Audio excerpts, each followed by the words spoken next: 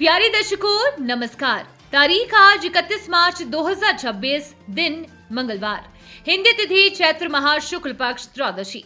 आइए नजर डालते हैं हमारे प्यारे राज्य हिमाचल प्रदेश की तमाम बड़ी खबरों पर। वीडियो शुरू करने से पहले कमेंट बॉक्स में जय हिंद लिखकर हमें सपोर्ट करें। तो चलिए शुरू करते हैं। हिमाचल प्रदेश में आपदा राहत कोष के उपयोग में बड़ी गड़बड़ी, वन विभाग में भी अनियमितताएं आई सामने। हिमाचल प्रदेश में राज्य आपदा प्रतिक्रिया कोष और राष्ट्रीय आपदा प्रतिक्रिया कोष के उपयोग को लेकर गंभीर अनियमितताएं सामने आई है। वर्ष 2019-20 से 2022-23 की अवधि के अनुपालन लेखा परीक्षा में खुलासा हुआ है कि निधियों का उपयोग तय दिशा निर्देशों के अनुसार नहीं किया गया। रिपोर्ट के अनुसार आपदा राहत जैसी संवेदनशील व्यवस्था में वित्तीय प्रबंधन और निगरानी की गंभीर कमी रही, जिससे राहत कार्यों में देरी और संसाधनों का दुरुपयोग हुआ। मुख्यमंत्री सुखविंदर सिंह सुक्खू ने सोमवार को विधानसभा में ये रिपोर्ट रखी। रिपोर्ट के अनुसार वर्ष 2019-20 में एसडीआरएफ के दुरुपयोग के कारण केंद्र सरकार ने 258.30 करोड़ में से 61.07 करोड़ की राशि रोक दी। इसके बावजूद 2019 से 2023 के दौरान भी गड़बड़ियों का सिलसिला जारी रहा। मौसम विभाग के अनुसार 5 जिलों में रहेगा आंधी तूफान का अलर्ट। सोमवार को ऑरेंज अलर्ट के बीच में राज्य की ऊंची चोटियों पर हल्का हिमपात हुआ और कई जगह पर ओलावृष्टि और बारिश भी दर्ज की गई है। लाहौल स्पीति की ऊंची चोटियों पर हल्का हिमपात हुआ है। पिछले 24 घंटों में किलांग में 2 सेंटीमीटर ताजा हिमपात रिकॉर्ड किया गया है। सोमवार को कुमारसैन में ओलावृष्टि दर्ज की गई है, जबकि धर्मशाला में वर्षा दर्ज की गई है। मौसम विज्ञान केंद्र शिमला के अनुसार 31 मार्च को चंबा, कांगड़ा, कुल्लू, मंडी व शिमला में आंधी तूफान का येलो अलर्ट जारी किया गया है, जबकि अन्य जिलों में किसी प्रकार का कोई अलर्ट नहीं रहेगा। 1 और 2 अप्रैल को इन 2 दिनों में मौसम मुख्य रूप से शुष्क रहने की संभावना है। 3 और 4 अप्रैल को एक नए पश्चिमी विक्षोभ के सक्रिय होने से दोबारा मौसम खराब होगा। पहले से महंगी हो जाएगी 900 से ज्यादा जरूरी दवाएं। पैरासिटामोल समेत कई दवाएं होंगी महंगी। नए वित्त वर्ष की शुरुआत के साथ ही आम लोगों पर दवाओं की कीमतों का अतिरिक्त बोझ पड़ने जा रहा है। 1 अप्रैल से राष्ट्रीय औषधि मूल्य निर्धारण प्राधिकरण के आदेश के तहत आवश्यक दवाओं की राष्ट्रीय सूची में शामिल 900 से अधिक दवाओं के दाम बढ़ जाएंगे। इस फैसले के बाद बुखार, दस्त, संक्रमण, एनीमिया और पोषण संबंधी जरूरतों में इस्तेमाल होने वाली कई सामान्य दवाएं महंगी हो जाएंगी। एनपीपीए द्वारा जारी आदेश के अनुसार थोक मूल्य सूचकांक के आधार पर अनुसूचित दवाओं के अधिकतम खुदरा मूल्य यानी कि एमआरपी में 0.64956% तक वृद्धि की अनुमति दी गई है। यह बढ़ोतरी उन दवाओं पर लागू होंगी जो राष्ट्रीय आवश्यक दवा सूची में शामिल हैं। इनमें पैरासिटामोल, विभिन्न एंटीबायोटिक्स, एनीमिया की दवाएं, विटामिन और मिनरल सप्लीमेंट सहित कई जरूरी और जीवन रक्षक दवाएं शामिल हैं। हालांकि ये वृद्धि प्रतिशत के हिसाब से बहुत अधिक नहीं है, लेकिन रोजमर्रा की स्वास्थ्य जरूरतों से जुड़ी दवाओं के दाम बढ़ने का असर सीधे आम उपभोक्ताओं पर पड़ेगा। विवि प्रशासन का बड़ा फैसला। बीए बीएससी तृतीय वर्ष की परीक्षाओं में होगा इस इलेक्ट्रॉनिक गैजेट का उपयोग। प्रदेश में बीए बीएससी तृतीय वर्ष की परीक्षा में छात्र कैलकुलेटर का उपयोग कर सकेंगे। विवि प्रशासन की ओर से इस संबंध में आदेश जारी कर दिए गए हैं। जारी आदेशों में कहा गया है कि गणित और सांख्यिकी अध्ययन बोर्ड द्वारा 8 मई 2024 को आयोजित बैठक में महत्वपूर्ण निर्णय लिया गया था। इस निर्णय के अनुसार भविष्य में आयोजित होने वाले बीए बीएससी तृतीय वर्ष के पाठ्यक्रम संख्यात्मक विधियों की परीक्षाओं में विद्यार्थियों को वैज्ञानिक कैलकुलेटर के उपयोग की अनुमति दी जा सकती है। बोर्ड के इस फैसले से छात्रों को जटिल गणनाओं में सुविधा मिलेगी और परीक्षा प्रक्रिया अधिक व्यवहारिक एवं समय उपयुक्त बन सकेगी। हालांकि केवल गैर प्रोग्रामेबल कैलकुलेटर ही मान्य होंगे। इसी कड़ी में प्रदेश में आने वाले दिनों में होने वाली परीक्षाओं में छात्रों को गैर प्रोग्रामेबल कैलकुलेटर के इस्तेमाल की अनुमति दी गई है। घरेलू सिलेंडरों की कोई कमी नहीं, प्रशासन ने जारी किए निर्देश। जिला नियंत्रक खाद्य नागरिक आपूर्ति एवं उपभोक्ता मामले जिला शिमला नरेंद्र धीमा ने यहां बताया कि जिला शिमला में वर्तमान परिस्थितियों के दृष्टिगत एलपीजी एवं पेट्रोलियम उत्पादों की आपूर्ति को लेकर स्थिति सामान्य एवं नियंत्रित बनी हुई है। यद्यपि राष्ट्रीय स्तर पर उत्पन्न परिस्थितियों के कारण एलपीजी आपूर्ति पर कुछ प्रभाव पड़ा है, परंतु जिला में घरेलू गैस सिलेंडरों की कोई कमी नहीं है तथा पर्याप्त मात्रा में एलपीजी गैस सिलेंडर उपलब्ध है। वर्तमान में घरेलू गैस सिलेंडरों की आपूर्ति पूर्व की भांति नियमित रूप से की जा रही है।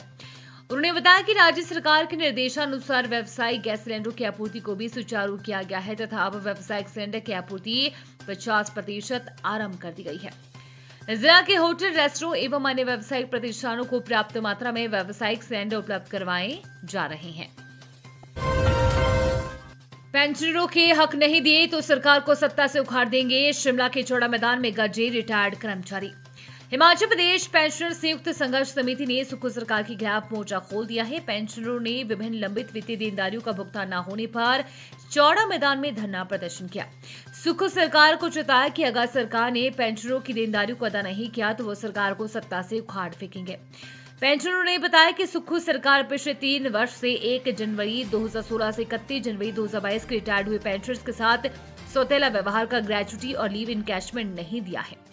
13% डी और 44 महीने के एजेड की अदायगी भी अभी तक नहीं की गई है। पिछले 3 वर्षों से करोड़ों के चिकित्सा बिलों का भुगतान भी नहीं किया जा रहा है। आईआईटी मंडी की अनूठी पहल, बेसहारा पशुओं को मिला आसरा, गोबर और कचरे से तैयार करेंगे ऊर्जा। भारतीय प्रौद्योगिकी संस्थान आईआईटी मंडी ने अपनी तकनीकी विशेषज्ञता का परिचय देते हुए समाज और पर्यावरण के प्रति एक नई मिसाल पेश की है।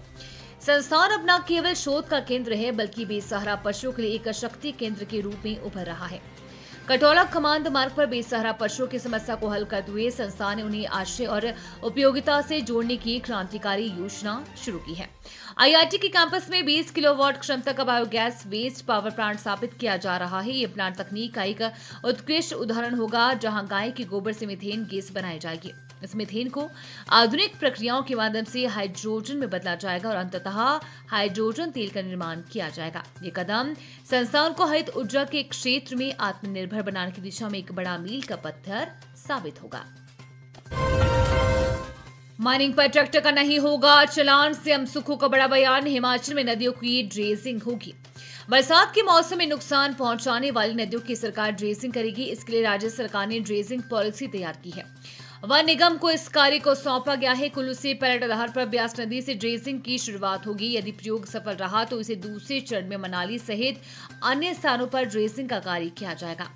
सतलुज, ब्यास के अलावा अन्य नदियों और खड्डों में भी ड्रेजिंग का कार्य किया जाएगा। मुख्यमंत्री सुखविंदर सिंह सुक्खू ने सोमवार को विधानसभा में प्रश्नकाल के दौरान इसका ऐलान किया। उन्होंने ये भी घोषणा की कि सरकार राज्य में ट्रैक्टर मालिकों को चालान से बचाने के लिए नीति लाएगी ताकि अपने व्यक्तिगत कार्यों के लिए माइनिंग करने पर उनका चालान न हो। अब जेओआईटी के 351 रेडियोग्राफर के 28 पदों पर होगी भर्ती। चयन आयोग ने मांगे आवेदन। राज्य चयन आयोग ने post code 26,001 junior office assistant और पोस्ट कोड 26,009 रेडियोग्राफर के पदों की संख्या बढ़ा दी है।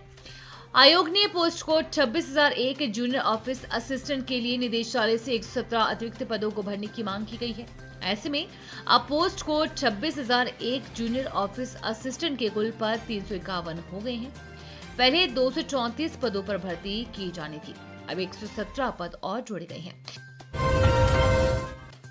हिमाचल के राज्यपाल कविंद्र गुप्ता ने पीएम मोदी से की शिष्टाचार भेंट। इन मुद्दों पर हुई चर्चा। हिमाचल प्रदेश के राज्यपाल कविंद्र गुप्ता ने सोमवार को यहां प्रधानमंत्री नरेंद्र मोदी से शिष्टाचार भेंट की। राज्यपाल बनने के बाद प्रधानमंत्री के साथ ही उनकी पहली मुलाकात थी। इस दौरान राज्यपाल ने हिमाचल प्रदेश से जुड़े विकास और जन कल्याण के विभिन्न मुद्दों पर विस्तार से चर्चा की। राज्यपाल ने राज्य में चल रहे प्रमुख अभियानों ड्रग फ्री हिमाचल और टीबी फ्री हिमाचल की जानकारी दी, जो सार्वजनिक स्वास्थ्य सुधार और सामाजिक कल्याण को बढ़ावा देने के उद्देश्य से संचालित किए जा रहे हैं। उन्होंने बताया कि हिमाचल प्रदेश प्राकृतिक खेती की दिशा में अग्रणी कदम उठा रहा है। राज्य में किसान और बागवान धीरे धीरे रासायनिक मुक्त खेती की ओर बढ़ रहे हैं। उन्होंने इस पहल को और व्यापक स्तर पर बढ़ाने की आवश्यकता पर जोर दिया ताकि पर्यावरण संरक्षण के साथ किसानों की आय में भी वृद्धि हो सके। ऊना में भीषण सड़क हादसा, श्रद्धालु से भरी ट्रैक्टर ट्रॉली पलटी, मची चीख पुकार। हिमाचल प्रदेश के ऊना जिले के अंतर्गत बंगाणा के समीप हरियाली क्षेत्र में सोमवार को एक दर्दनाक सड़क हादसा हुआ। यहां नारायणगढ़ हरियाणा से आए श्रद्धालु की ट्रैक्टर ट्रॉली अचानक अनियंत्रित होकर पलट गई।